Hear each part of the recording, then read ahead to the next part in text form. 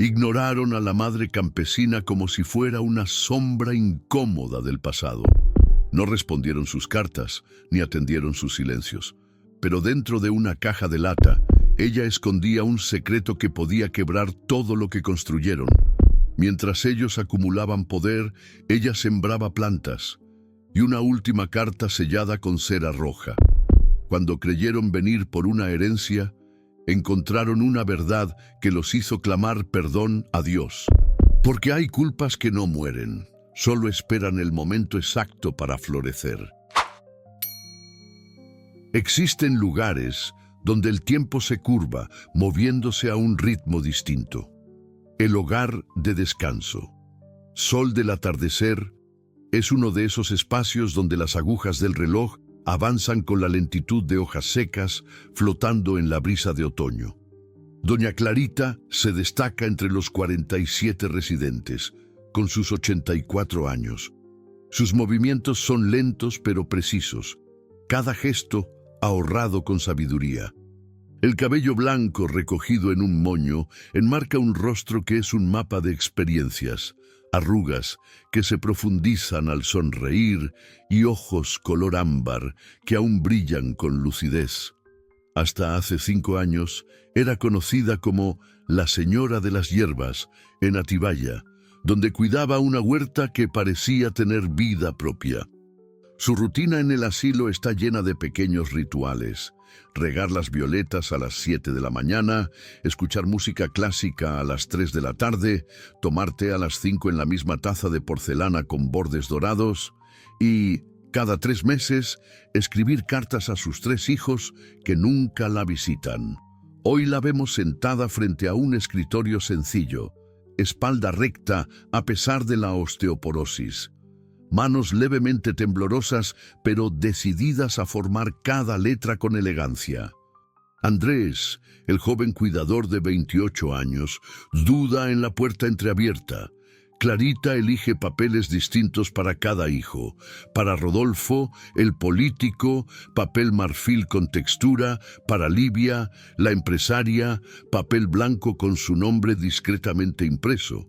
Para Tomás, el artista desaparecido, papel amarillento con flores silvestres en el borde. Si las historias con sentido tocan algo dentro de ti, deja tu me gusta y suscríbete. Y al final, cuéntame en los comentarios, ¿qué te dejó esta historia? ¿Qué sentiste? Juntos formamos esta comunidad de gente que siente, recuerda y comparte. ¿Puedo pasar, doña Clarita?, pregunta al fin. Ella alza la vista, sonriendo con calidez. Andrés, claro, hijo mío. Estoy terminando la carta para Tomás. Hijo mío. Esa expresión siempre le aprieta el pecho a Andrés, huérfano criado por una tía distante. ¿Ya es hora de enviarlas? Sí, querido. Hoy mismo. Lo que Andrés no menciona es que entregará las cartas personalmente a Rodolfo y Livia, como ha hecho otras veces, esperando horas en la recepción de una oficina solo para dejar el sobre con la secretaria, o cruzando la ciudad hasta el edificio donde vive Livia para verlo recibido por una empleada incómoda. Andrés sabe que Livia envía dinero a su madre de forma anónima, en sobres elegantes con billetes siempre nuevos. Y sobre Tomás, el destino es incierto. Sus cartas suelen regresar con el sello de destinatario desconocido en distintos idiomas. De vez en cuando llegan postales sin remitente, paisajes lejanos con una pequeña estrella dibujada en una esquina. En 5 años nunca ha habido una respuesta formal, solo un silencio que Andrés no logra entender, pero que Clarita parece aceptar con una serenidad inquietante. Doña Clarita, ¿usted nunca pensó en rendirse? ¿Rendirme de qué, Andrés? De escribir, cuando no le responden. Clarita sonríe con un aire de misterio. No escribo para recibir respuesta. Escribo porque necesito recordarles que todavía estoy aquí. Y porque necesito recordarme a mí misma que ellos también existen. Hace una pausa, la mirada perdida en algún recuerdo lejano. Rodolfo vino una vez. ¿Sabías? Hace 3 años. Me dijeron que esperó horas en la recepción. Pero ese día no tenía fuerzas para enfrentarlo. Mandé decir que estaba dormida. El orgullo, Andrés, a veces es nuestro peor enemigo.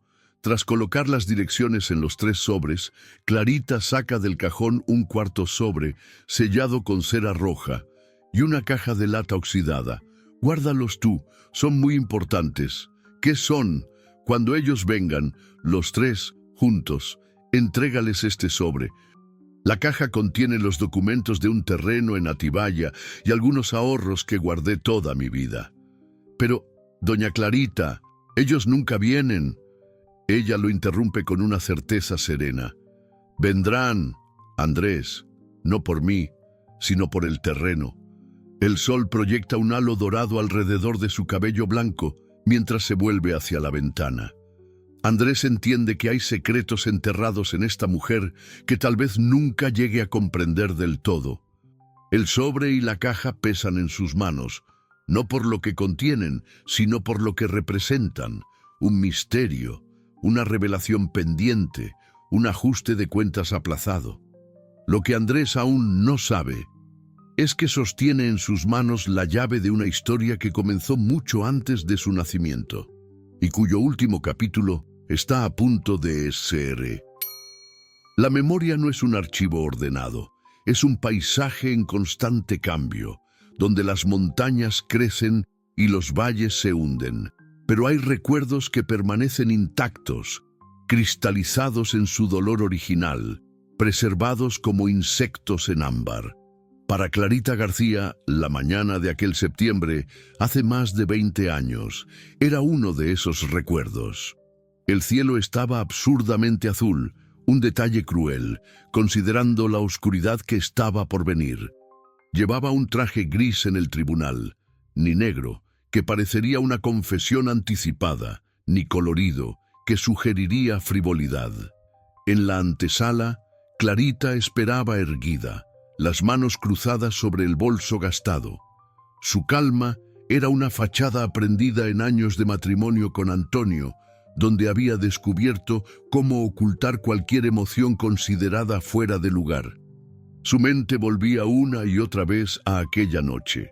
La llamada telefónica a las 3 de la madrugada, la voz temblorosa de Tomás. «Se me cruzó de pronto, mamá. Te juro que no lo vi».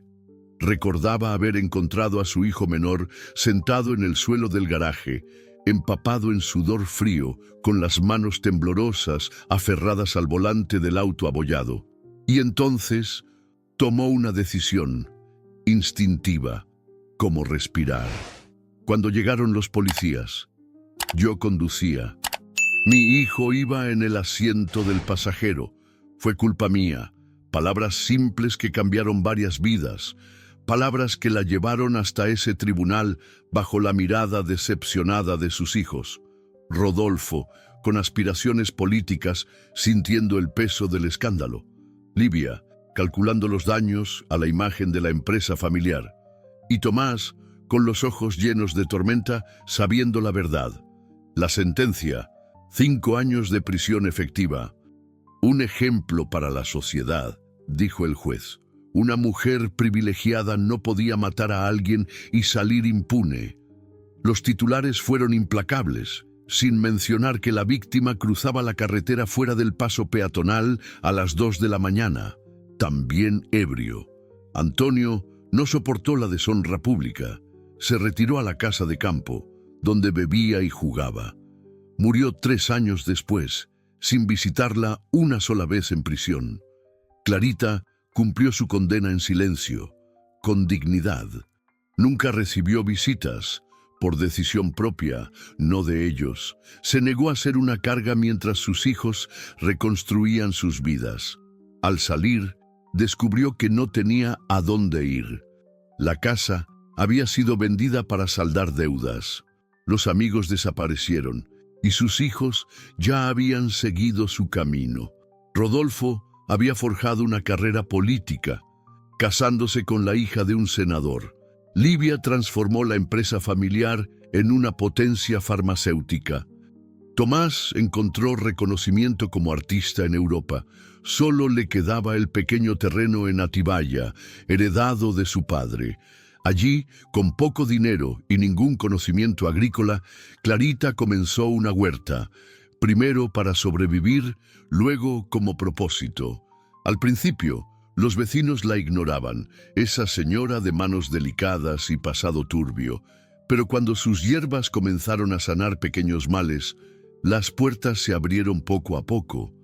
En un mundo donde su nombre había sido manchado y su familia desaparecida, Clarita construyó una nueva identidad, la señora de las hierbas, consejera informal de remedios caseros, oyente paciente de las penas ajenas.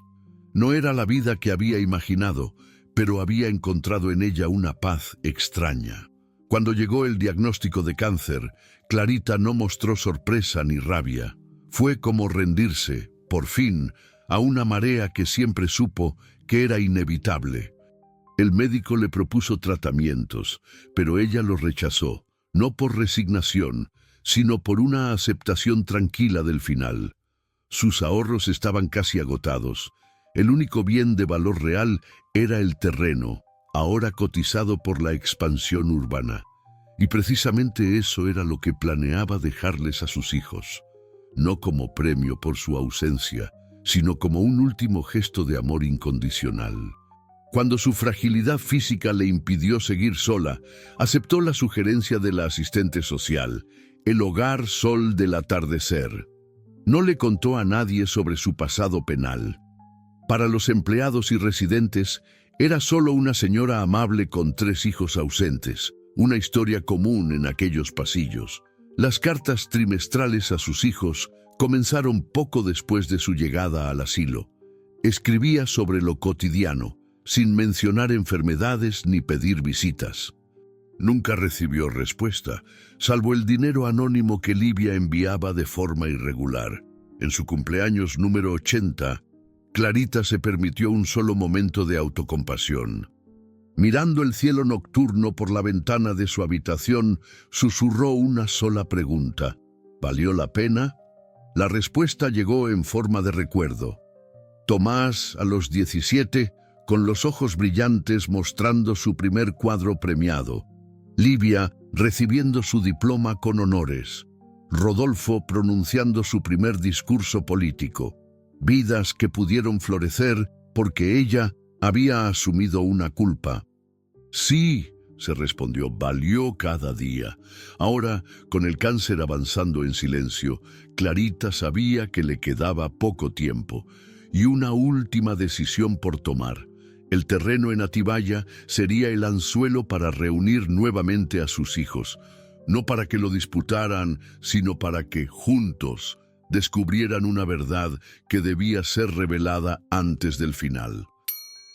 Ese año, el invierno llegó temprano, cubriendo con escarcha los jardines del Sol del Atardecer.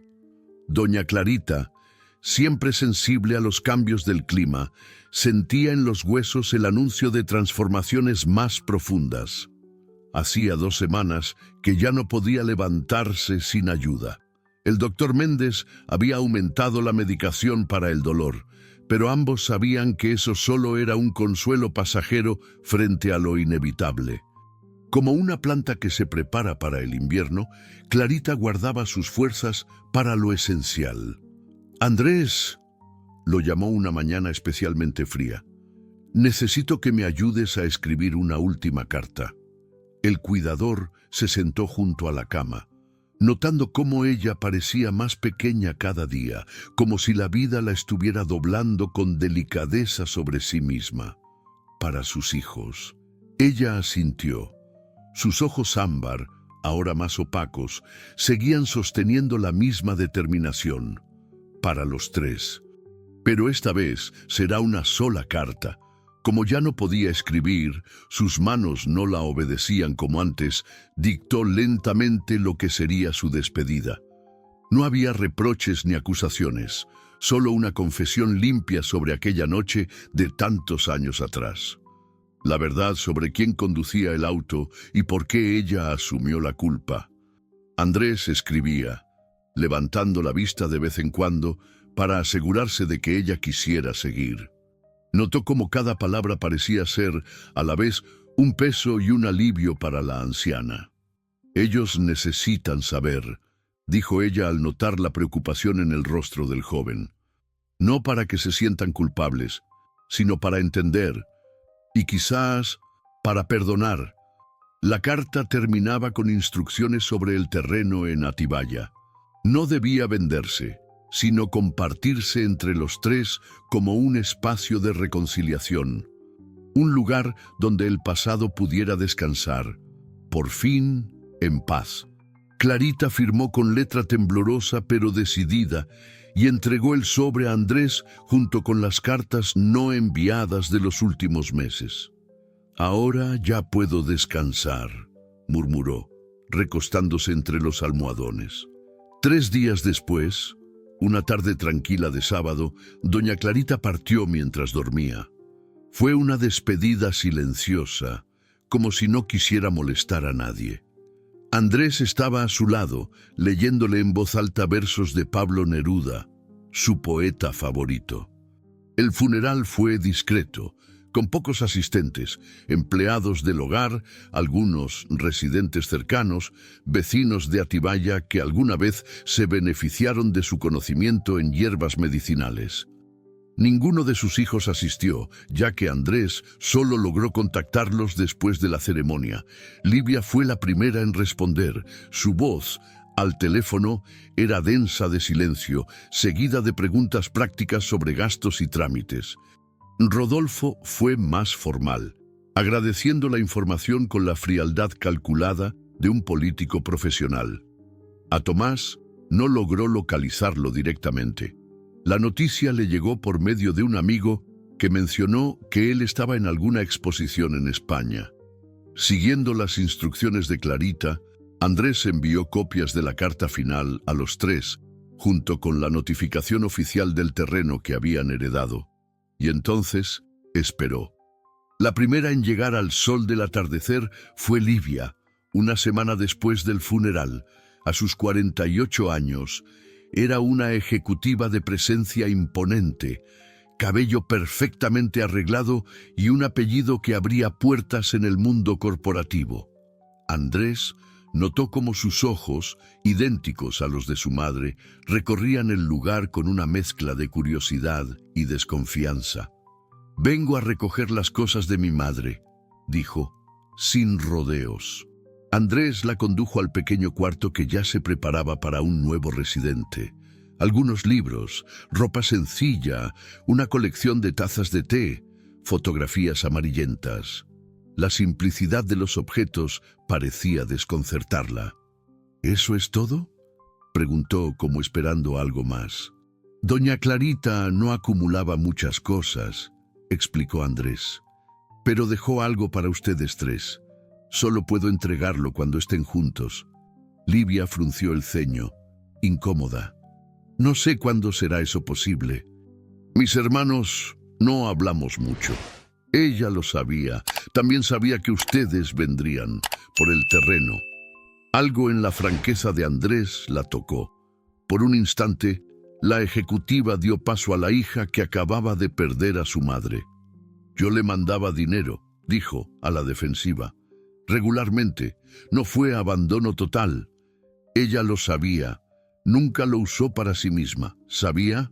Lo repartía entre los residentes que no tenían familia». Esa revelación pareció golpearla como un puñetazo. Livia se sentó en la cama vacía, sosteniendo una pequeña Violeta que había sido compañera constante de Clarita. «¿Ustedes cuidaron bien de ella?» «Ella se cuidó sola hasta donde pudo», respondió Andrés. «Y nos cuidó a todos también, de alguna manera. Era una madre». Livia no lloró, pero sus ojos se llenaron mientras observaba el cuarto donde su madre había pasado los últimos años. Al irse, dejó su tarjeta a Andrés. «Hablaré con mis hermanos sobre el terreno». Rodolfo llegó 2 días después.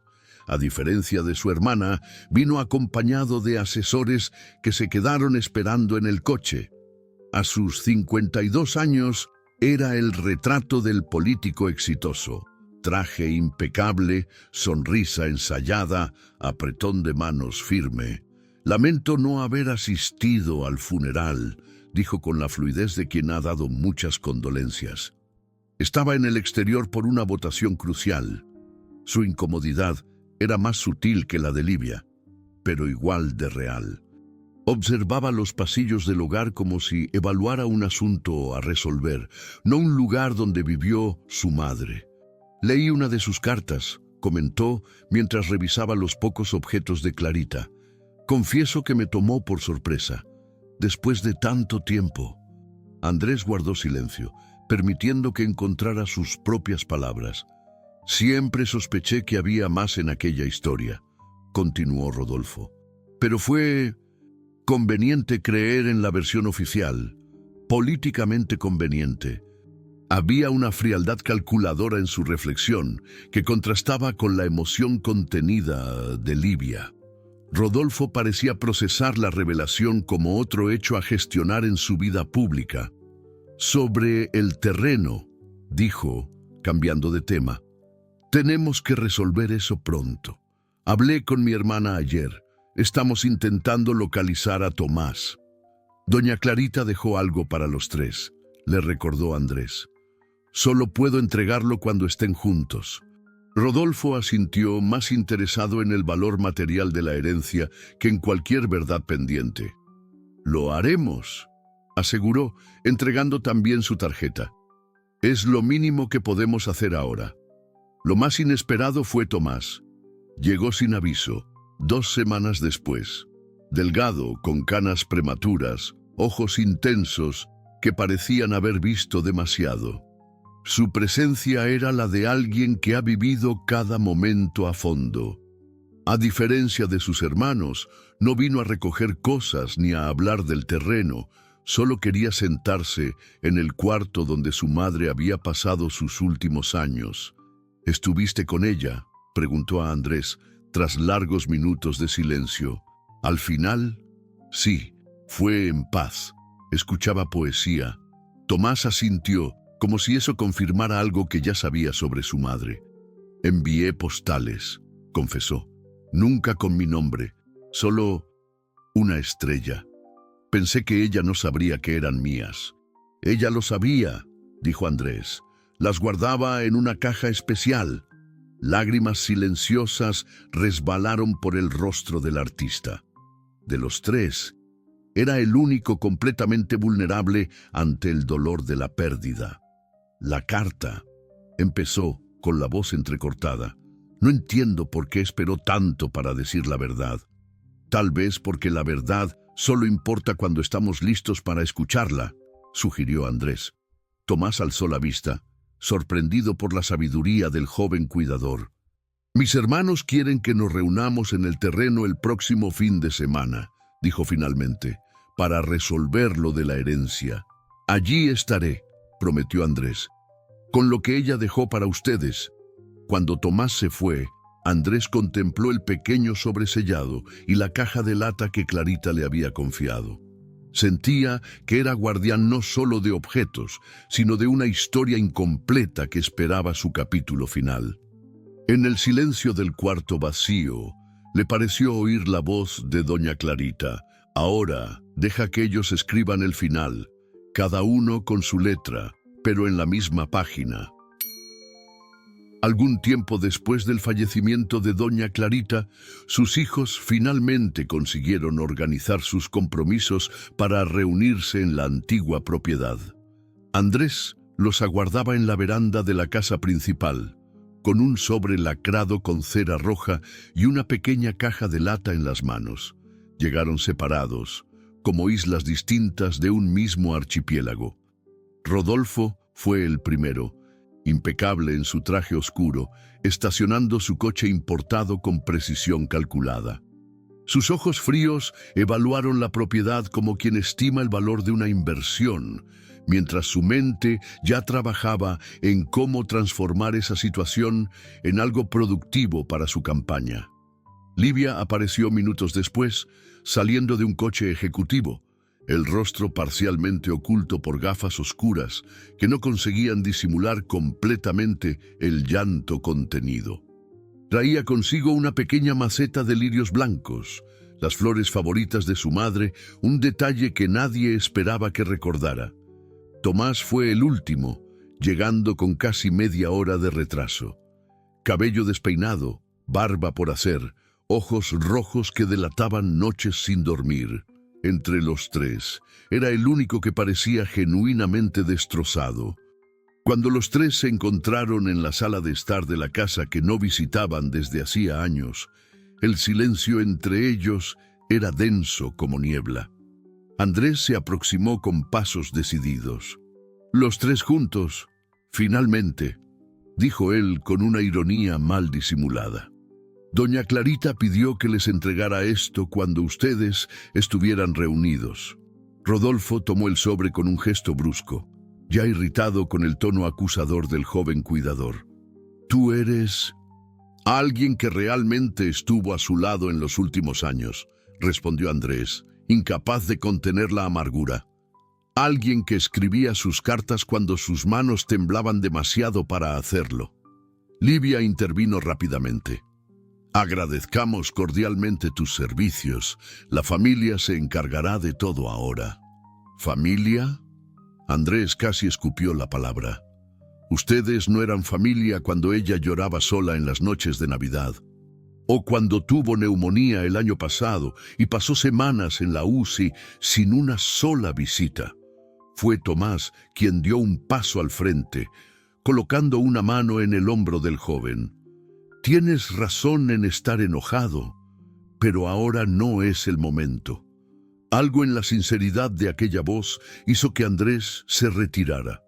Con una última mirada acusadora, entregó también la caja a Tomás y se alejó.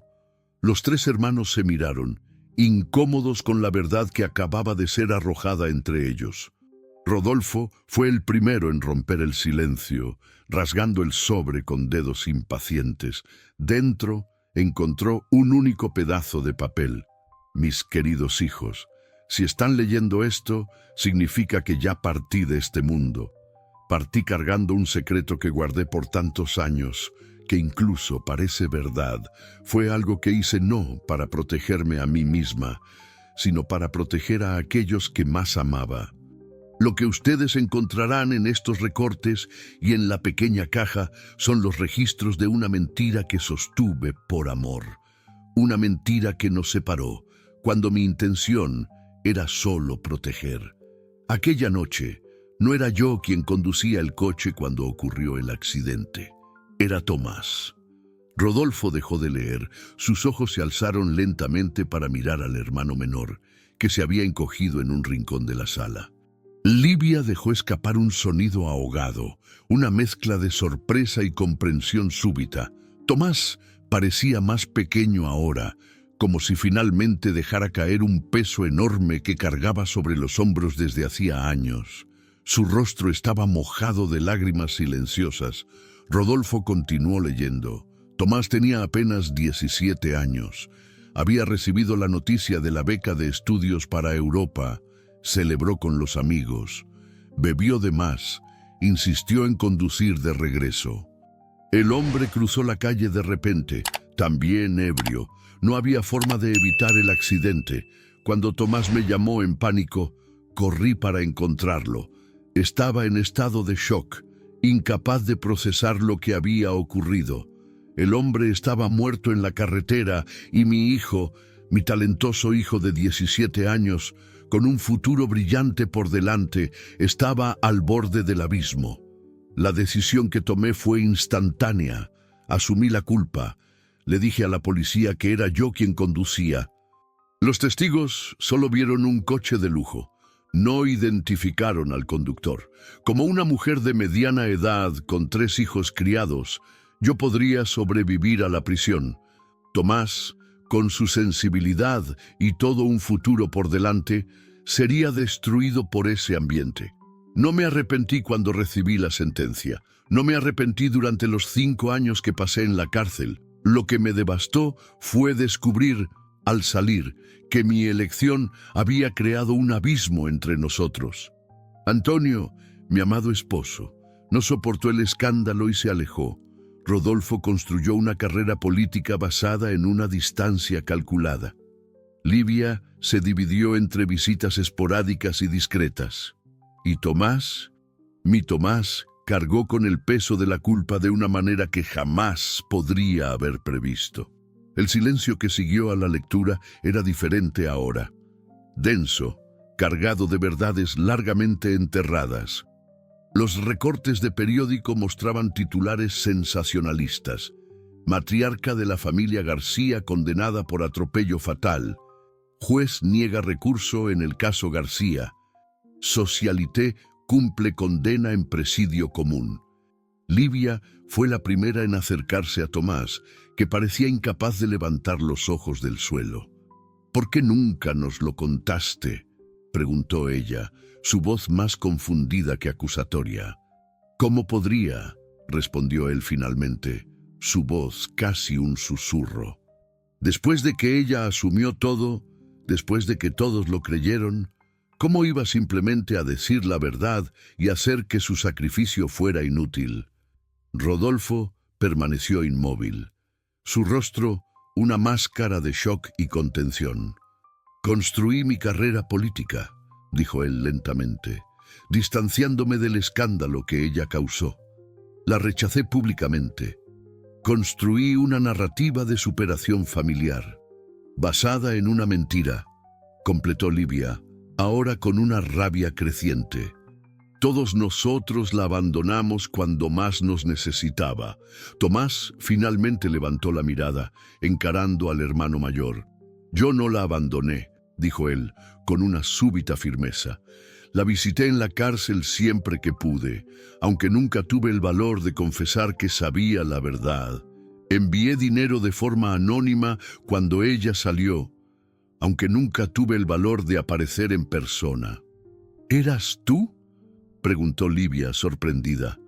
«Pensé que era yo la única que la ayudaba en secreto». Los tres se miraron, súbitamente conscientes de lo ridículo de la situación.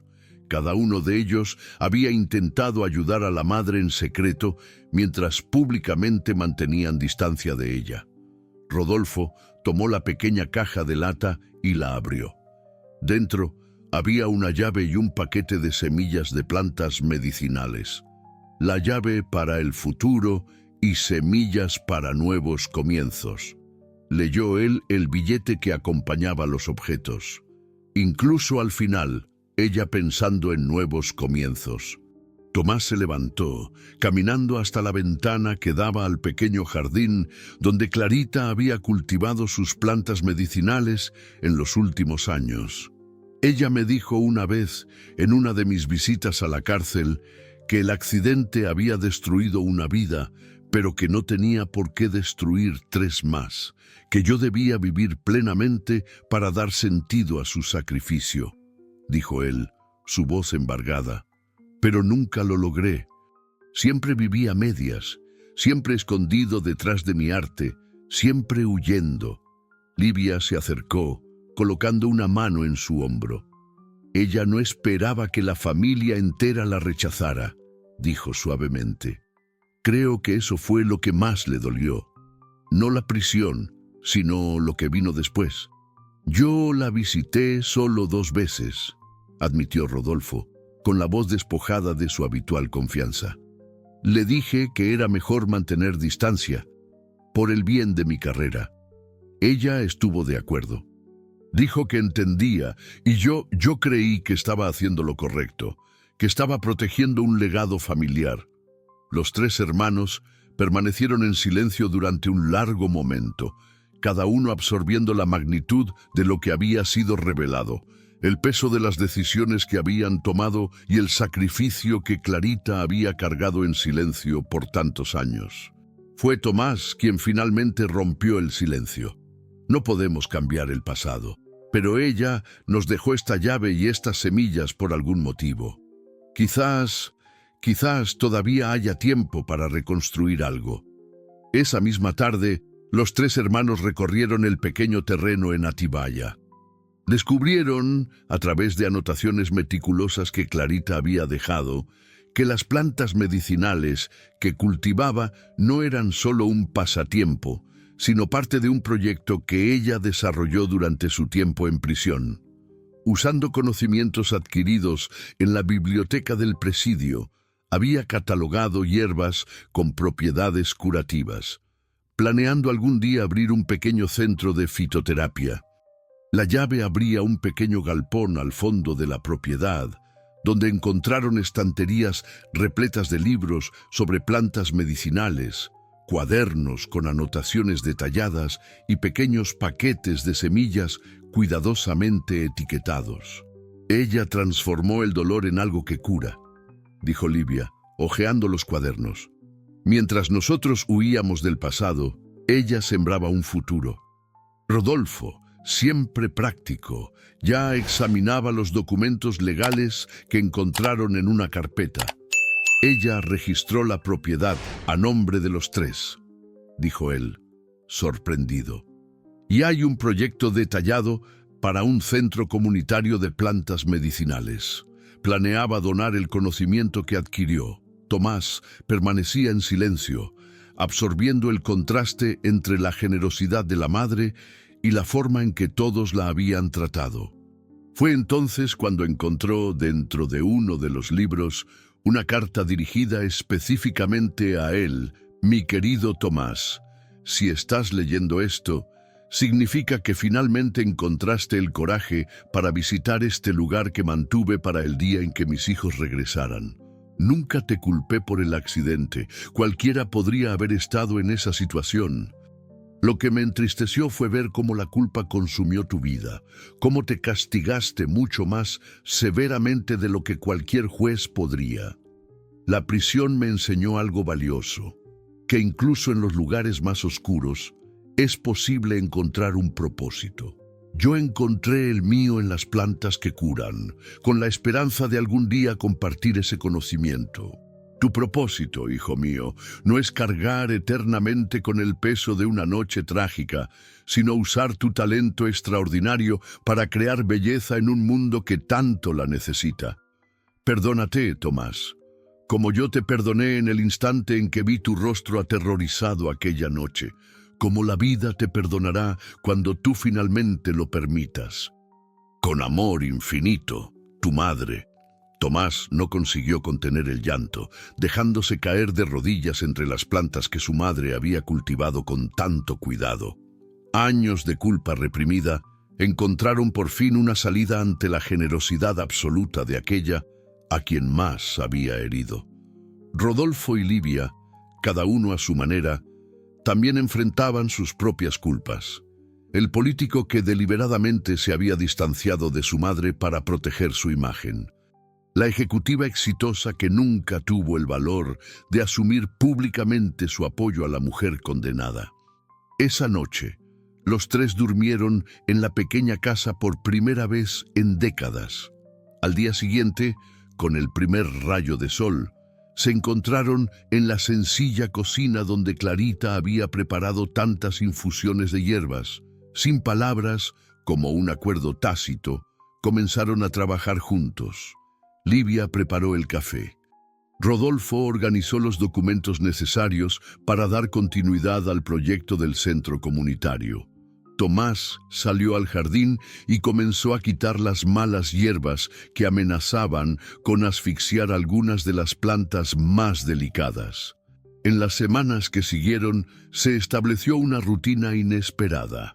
Livia pasaba los fines de semana en Atibaya, aportando conocimientos de gestión que ayudaban a estructurar el proyecto. Rodolfo usó sus contactos políticos para facilitar permisos y alianzas con universidades interesadas en el conocimiento fitoterapéutico acumulado por Clarita.